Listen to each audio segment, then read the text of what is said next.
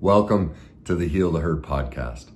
Today I want to share with you the 10 do's and don'ts to have a successful, loving relationship, something that obviously we all want in our life. So that's what we're going to handle. At first, I'm going to give you the 10 do's, then the 10 don'ts, and then I'm going to talk to you about what's causing the 10 don'ts. Where do all of those problems originate from? Because unless we deal with the core problem, we can't stop the don'ts. So we're going to need that. So let's get started with the 10 do's. The first thing that people do who have a successful, healthy relationship is they recognize it's never their partner's job to meet their needs and wants. It's wonderful when they do, but they don't expect it. There's not a demand. They recognize that it's their own personal responsibility, and so they put a plan in place to meet those themselves, and they don't expect it from their partner. The second thing, the second do of a successful relationship is they don't fear that their partner is going to betray them. They're not constantly worried about it. So they're not snooping on them. They're not controlling them. They're not spying on them. They're not looking at their phone going, what's this about? They have a general security that their partner is invested in them and cares about them. All right. Now, the third aspect, the third do of a successful relationship is they see the world as basically decent, that people in general are decent. Sure, there's some less than perfect people out there, but their general worldview is one that's positive versus negative. The fourth do of a successful relationship is their own view of themselves. They see themselves as lovable, as worthy of love. They recognize that they have a lot of great qualities and their imperfections. They love and accept those as well. And therefore, they're open to the possibility that there's somebody else out there who has the exact same feeling about themselves and is willing to accept those perfect imperfections, that as a whole, they are lovable. The next do of a successful relationship is that they just don't allow harmful behaviors. They don't make excuses for them. They don't condone them. They don't see them as, look, I have to put up with something, for me to be loved. They recognize, wait a minute, harmful behaviors, whether that's words, whether it's actions, abuse, neglect, whatever it may be, they just don't tolerate it. Right from the beginning, they say no to it. The next do of a successful relationship is they don't abandon themselves to be loved. They don't give up their friends. They don't give up their hobbies. They don't give up their careers. They don't give up their family. They keep attached to what matters to them and recognize that if somebody's asking, for them to give up that, or if they feel the urge to give them up on their own, they won't do that because they have that centered place. Remember, they feel they're lovable, so they don't have to feel they have to sacrifice all of that. And that's what makes them available for a healthy relationship. Number 7 of the 10 do's in a relationship is they know what their morals and values are. They know what their needs and wants are. They know what's negotiable and non-negotiable for them in a relationship. And they know how to ask for them or meet them themselves. They're not afraid to go to their partner and say, hey, I need support in this area. They don't expect their partner to read their mind and just figure it out. They constantly communicate from a place. And if their partner isn't able to meet their need in that moment, then they recognize, well, that's okay. My partner's human. They have their own needs and wants. They have their own stresses in life. It's my job to have a backup plan in place to meet this myself. The next, number 8 on the do's to have a successful relationship is they believe in setting boundaries, and that saying no is loving. They don't see them as cold and problematic. They see that boundaries create safety, boundaries create love, and that no is actually love, that it's perfectly reasonable, it's perfectly okay to say no to our partner. Now, the 9th example of the things people do to have a successful relationship is they never enable, rescue, or play the parent with their partner. They see that, you know what, my partner is going to struggle and I have faith in them and it's their job to figure it out. I don't have to play the rescuer for them. I don't have to enable them just to keep them around, to gain that false power over them by being a surrogate mother or father that they never had. I don't gain my own esteem from rescuing them or enabling them. I recognize that my partner, I've picked a partner who's capable of doing that on their own. And even at times when they may not want to, or they take a break from doing the work on rescuing themselves, that they'll get back to it. Because remember, earlier, they have a trust for people. They have a trust in the process, all right? The final do that people will do in a successful relationship is that they embrace all relationships are difficult. And so they don't withdraw and shut down. They don't pull their love away. They don't run off and quit on it. They stay engaged. They actually understand that the difficulties are what create the long-lasting intimacy and connection, and that they'll use those, both people will use those difficulties to learn about each other and gain a deeper trust and understanding for each other, all right? So those are the top 10 do's that people in a successful relationship, I guess you could call it their 10 commandments, they'll follow those things. Now, they're human, they won't be perfect at it, but this is their base, their foundation of who they are as a person, of what they believe about relationships, of what they believe about themselves, and they always come back to that base. This is where they originate relationship from, okay?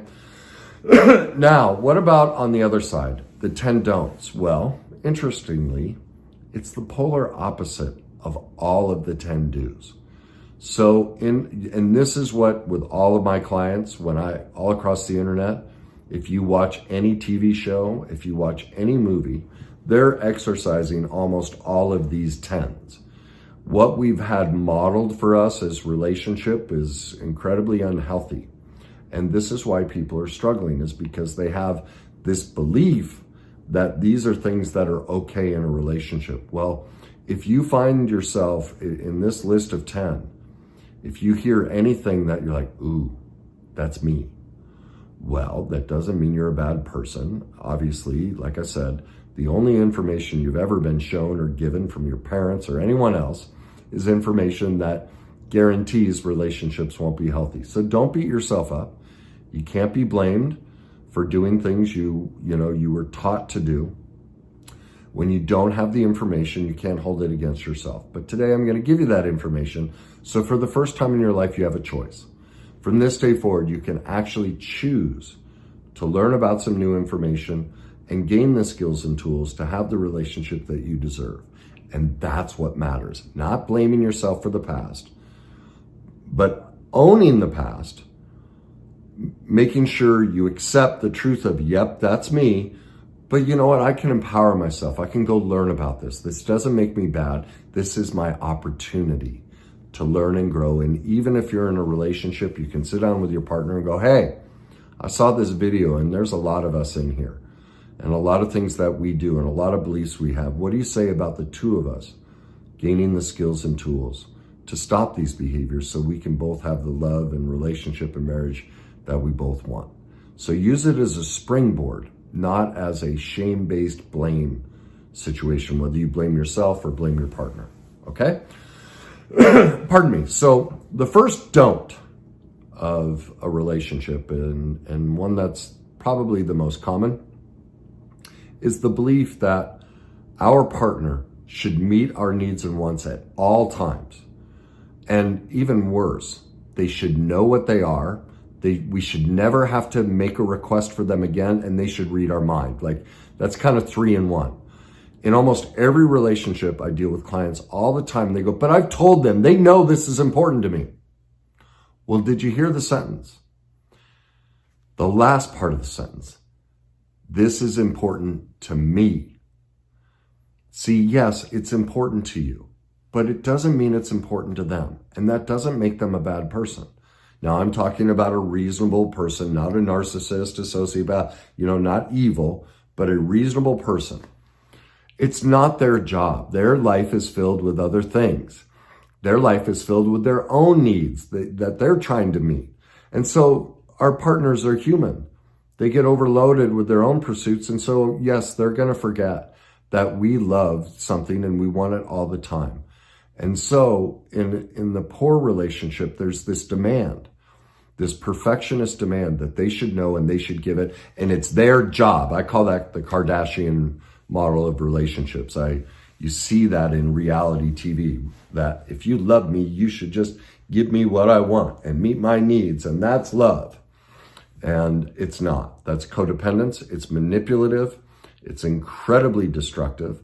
And it's incredibly unhealthy. It is never, ever, ever our partner's job to meet our needs and wants. It's wonderful when they do. And it's wonderful when we picked a partner who our needs and wants line up. And so primarily they're contributing to those. But if you're with a partner that doesn't meet them, that's not about your partner. That's about yourself. And we're going to get to, further down, you're going to see why you ended up with a partner. But that's us. We need to look at ourselves as, why did I pick a partner that doesn't meet a lot of my needs and wants? It doesn't align for them. They don't even see them or recognize them as important. That's about me, not my partner. Number 2, because of the cause, which I'll get to in a minute, the number 2 don't is we can't trust. And so we need to control, we need to spy, we need to snoop. We're constantly on our partner's back. What are you doing? Who's that texting you? What's that about? Where are you going? You can't do that. You can't go hang out with your family and friends. No, we're constantly putting the latches on them because of our own fears, our own abandonment issues, our own insecurities. We can't trust in the others. And so again, that's not about them, even though they may have been perfectly imperfect. The solution, which we'll get to, is we have an inherent fear of trusting others, which means we can't trust ourselves. And that was learned. And again, I'm going to get to where that was learned. Okay? That leads to the third don't, which is a lack of trust in anyone general, in the world. That people are inherently bad, inherently deceptive. Remember, on the positive side, they see the world as generally good. People are imperfect, but there's plenty of people out there to love me. There's plenty of people that I will find. On the converse side, they see everyone as danger, everyone as a problem, everything is out to get them, and therefore they can't trust anyone. Okay, so that's the third don't. The fourth is a basic belief that they are unlovable and unworthy of love. And that shows up in those first 3. You see, if they're expecting somebody else to meet their needs and wants, if they're expecting constant affirmation, if they're trying to control and spy, there's this sense that there's something bad and defective in me. And so I have to make sure, I have to control, I have to be hypervigilant and be all over this person to make sure they love me. Those are the demands. And so while you may sit there and feel, oh no, I love myself, because I get that a lot. Oh, I have terribly high self-esteem. And yet they're living all of these don'ts in their relationship. They're detached from how their behaviors are actual proof that they're struggling with self-love and self-acceptance. And that's one of the biggest culprits in relationships is people don't generally have an awareness of how much they shame themselves and how much they belittle themselves and how much they're exercising these don'ts. And that's a sign, that's a clear indication that they're struggling with self-love, okay? And they have a very hard time admitting that, okay? So that's the fourth don't. The fifth is, no one will love me unless I put up with this bad behavior. You wonder why people stay in abusive relationships. I had a client this morning. She's every session she's called me and said, I've broken up with my boyfriend for the last time. And the next session starts with how they got back together, went on a vacation, how he said these things, did these things, and the violence in the relationship is escalating. This last week, it got physical, and yet she keeps going back. Well, that's a product of the lack of love for herself. We think we will minimize those bad behaviors because we feel like unless I somehow condone this, I won't get the love that I'm after, all right? That leads into the next one. I need constant affirmation from my partner, constant approval and affirmation. I can't hear criticism. I can't be wrong. They always have to have my back in disagreements with friends or family or anyone. I need constant support. Well, I've used this example before and it's very extreme, but I use it because it brings home the point. If we believe that our partner is supposed to meet our needs and wants all the time, is supposed to constantly affirm us, constantly have our back, always support us, never go against us, well, do you see what that opens the door to? What if your partner came to you and said, you know, I've decided I'm a little bored in life. And so I'm going to become a serial killer. And every Wednesday night, I'm going to go out and do that. I want a little pep in my step. Well, if we're supposed to always meet our partner's needs and wants, if we're always supposed to support them, if we're always supposed to have their back and affirm them, then we have to be okay with that. And I know you're like, oh, I'd never put up with that. Well, or I'd never ask that. Well, if you believe you deserve your partner to constantly support you, that's in essence what you're advocating, is that level of extreme. Because frankly, like, I'm sure you're a great person, but you're perfectly imperfect. And some behaviors are just not okay. They're not worthy of supporting because we're going to make beautiful mistakes in our life. And so it's loving for our partner not to support us in those moments, but to lovingly confront us and say, you know, that wasn't your best moment. Okay. So that's I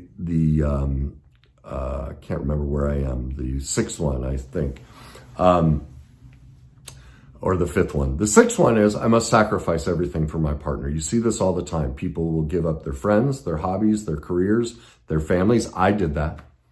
I did almost all of these don'ts. I thought my first wife should meet all my needs. I couldn't trust anyone. I thought I should always get supported. I thought I should never be criticized. I thought I had to sacrifice and do everything for my partner and put up with bad behavior. Look, she was physically and verbally abusive, and I put up with it. I gave up my friends, my family. I went 10 years without seeing my family. I did all of these. Every single one of them. Because that's what I was taught was love. That's what we're all taught. Well, and you wonder why, the divorce rate is what it is and we're all unhappy in our relationships. This is why. Number 7 is we don't know our needs and wants, our morals and values, and our negotiables and non-negotiables. This was definitely me in my first marriage. I literally remember as a kid laying on my bed thinking, I wonder who will marry me. I wonder if she'll be nice. I wonder if she'll be pretty. I had no idea that I could ever decide what my morals and values were, what my needs and wants were, and what was negotiable and non-negotiable. I spent, what did we marry at 27, 28 years old? I was just waiting for someone to pick me, and they could be whatever they wanted as long as they picked me. I guess this is the one. That's the biggest pitfall I see people in relationships is they never sat down and asked those questions of themselves. She and I didn't believe that our morals and values on politics, religion, sex, like every area of our life never lined up. Now, remember earlier I said we're expecting these things and we're in a relationship and we're going, oh my God, my partner's the problem. Well, no, we never sat down and mapped out. Oh my God, I picked up a partner who doesn't share my morals and values. Like she was a drug addict. I'm like, anti-drug, like literally every area of our life. We had the complete opposite morals and values. Well, that's because I never sat down and no one ever taught me that I needed to be responsible for these things. Well, how could she meet my needs and wants if her morals and values are exactly the opposite? Then the question is that negotiable or non-negotiable? Well, now that I know what my morals and values are, now I know how to ask for my needs and wants, that is non-negotiable. I won't tolerate that. You know, I can see a great looking woman, but she has some of those things. I'm like, nope, I won't allow, because for me, that would be bad behavior. I won't allow that. Remember, that's a do. We don't allow that when we have a healthy relationship, okay? Number 8 is about boundaries. In a healthy, loving relationship, a person believes that boundaries are essential. They are the basis of a great relationship, and that no is the most beautiful thing you can ever say in a relationship. Because look at what happens in relationships. Why do they break up? Every time you listen to somebody talk about a divorce or a relationship ending, every time they go, I did so much for them. I did this, and I did this, and I did this. And all I ever asked, I just asked this one thing, would you do this for me? And they would never do it. Well, what does that mean? That means we did all of these things in the hopes of manipulating, because remember the sacrifice, all these false beliefs we've been taught. Love, I'm supposed to give them whatever they want, sacrifice everything. But if it goes against our morals and values, needs and wants, negotiables and non-negotiables, we'll throw it in their face, we'll keep score, and we'll eventually resent them.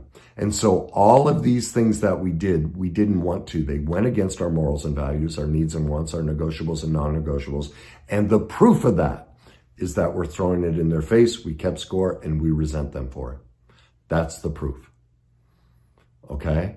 And that's why no is the most loving word we can ever say to our partner, because now I know you're not gonna throw this back in my face and beat me up, how you were so nice to me. Like that was the one I did.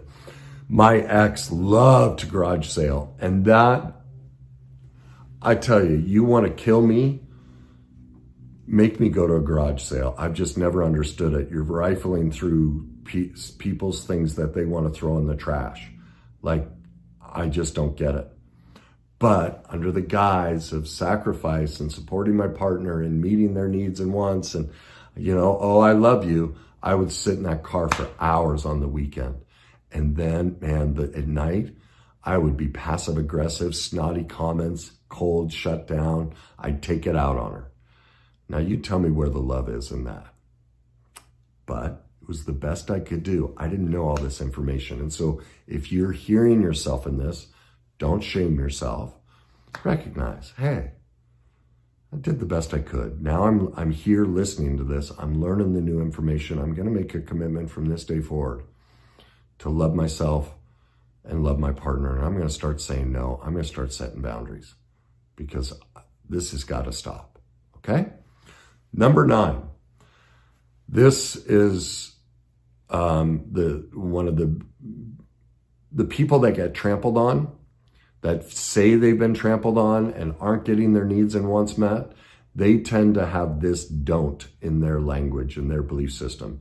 They tend to feel a tremendous sense of recognition, power, and joy from rescuing, enabling, and saving their partner. This was me. My ex was a pill addict, and I'd drive all across the state, going to her friend's house, lying to drug pharmacies, lying to doctors, trying to get her more pills. I totally enabled her addiction, nonstop. But here I was, oh, you poor thing, you're hurting. I'll go rescue, and maybe if I do this, she'll finally have sex with me. It was all a manipulation. I wasn't kind and loving. I was trying to be the rescuer. And so those people that, you know, are the constant, they give themselves away to do so much for somebody else, it's actually a false power dynamic because they can harbor and sit in the resentment, and they never have to face that they're manipulating because they can constantly blame the partner. That's what I did. Look at what I do for her. I gave up this is what I used to say. I quit pro hockey for her. I gave up my family.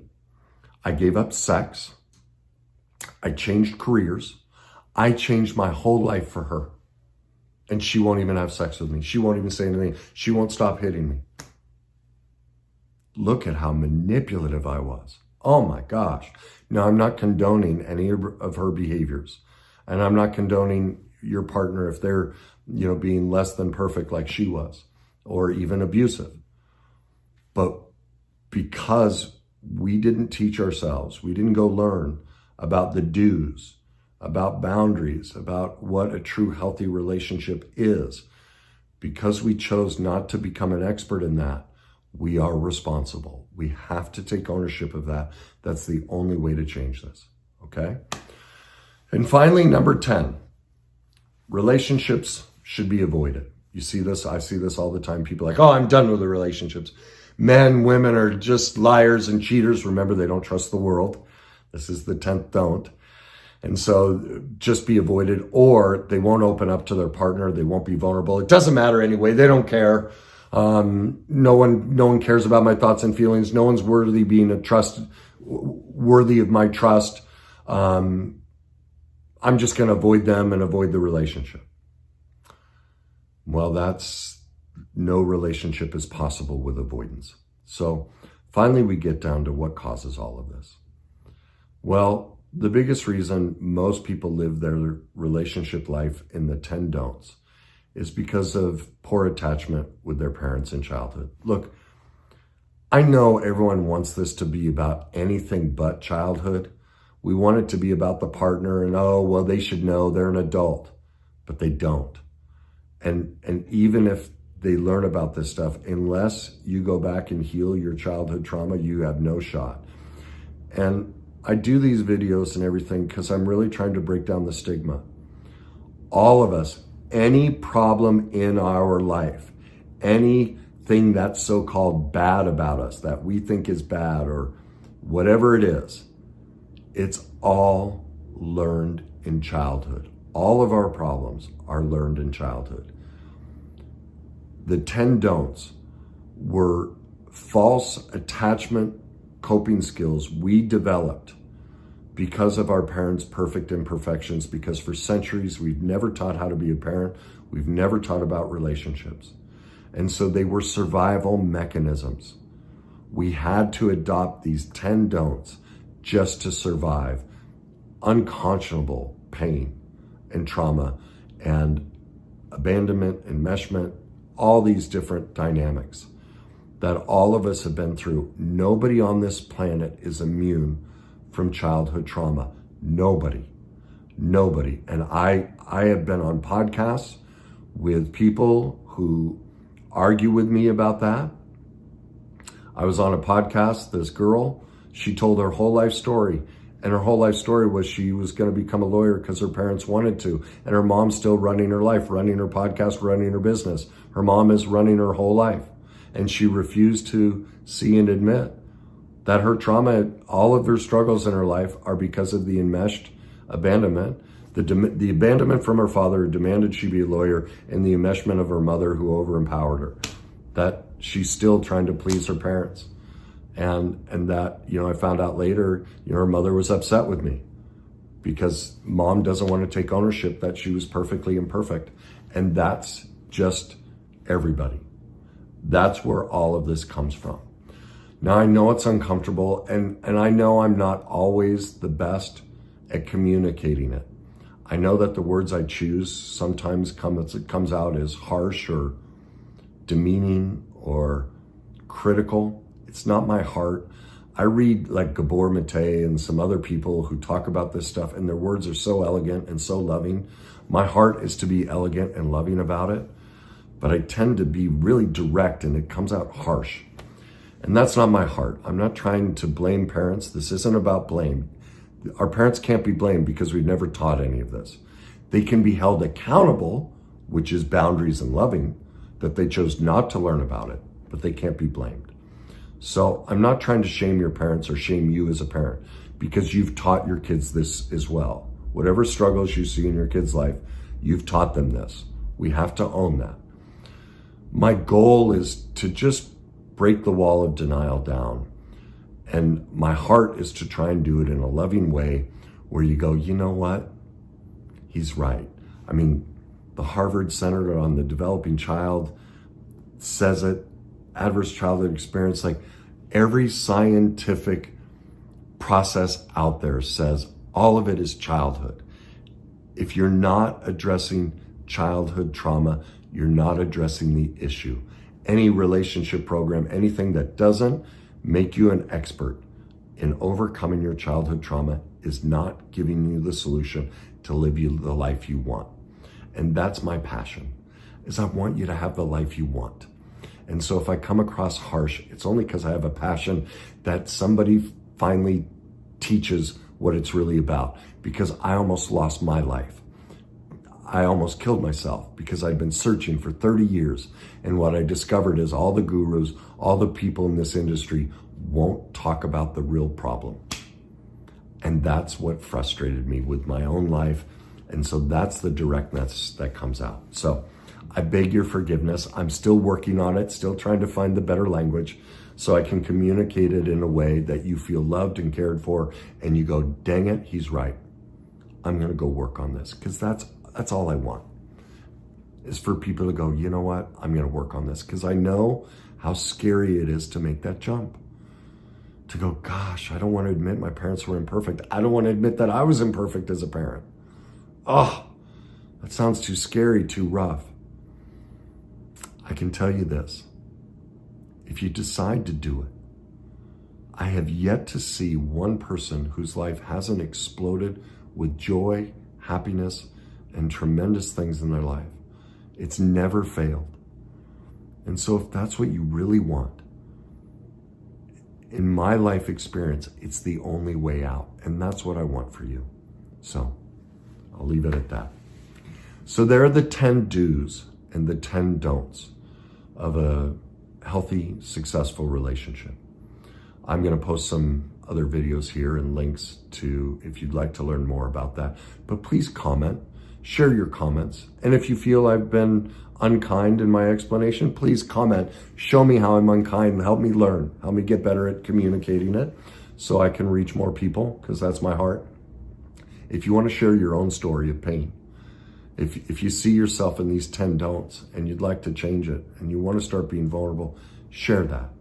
Also, if you like what I do, please like and subscribe and share this message with those that matter to you so that we can all get the relationship and love that we deserve.